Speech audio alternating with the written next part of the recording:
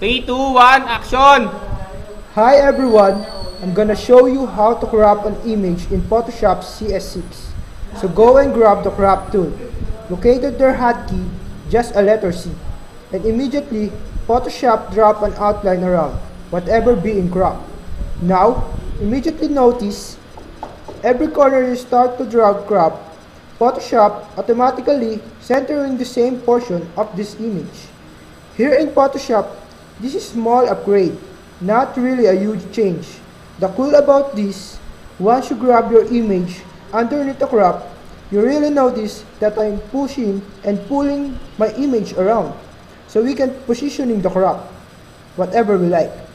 One of the other things we can do is quickly flip our crop, just hitting this arrow or press X key, fix it,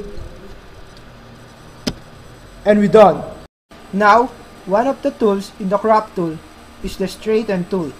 This is essentially the same as the ruler tool.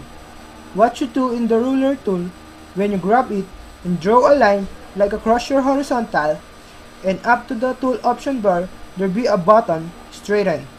And Photoshop straighten your crop that your line created. But it's right here now in the crop tool, so you can see a live preview of it. You can use straightening ruler here on vertical or horizontal lines. I'm actually use vertical lines here. I wanna straight up the house here, so I'm just gonna grab vertical lines here and clicking and dragging, something like that.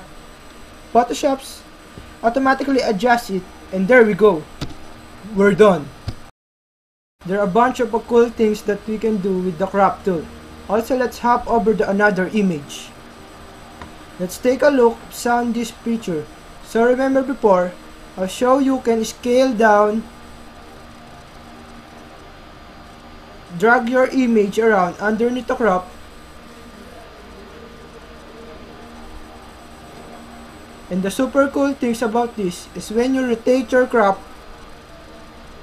at least initially, it's going to force the crop to remain within the boundaries of the image.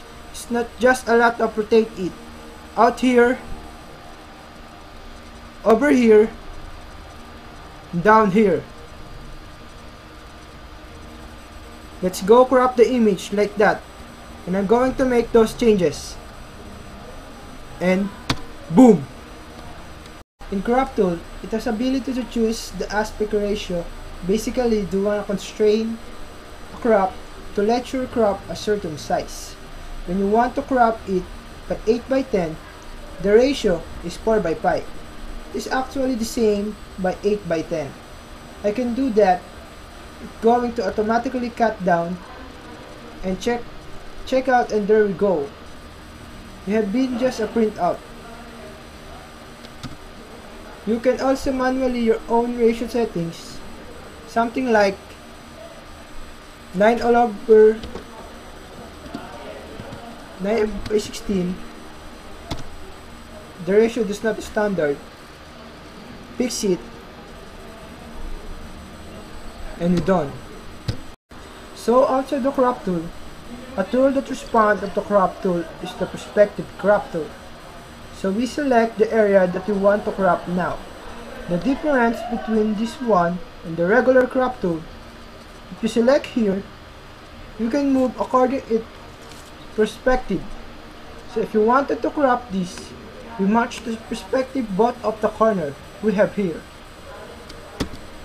See how made it now. Whole image was straight. This is use of perspective crop tool. Thank you for watching. See ya!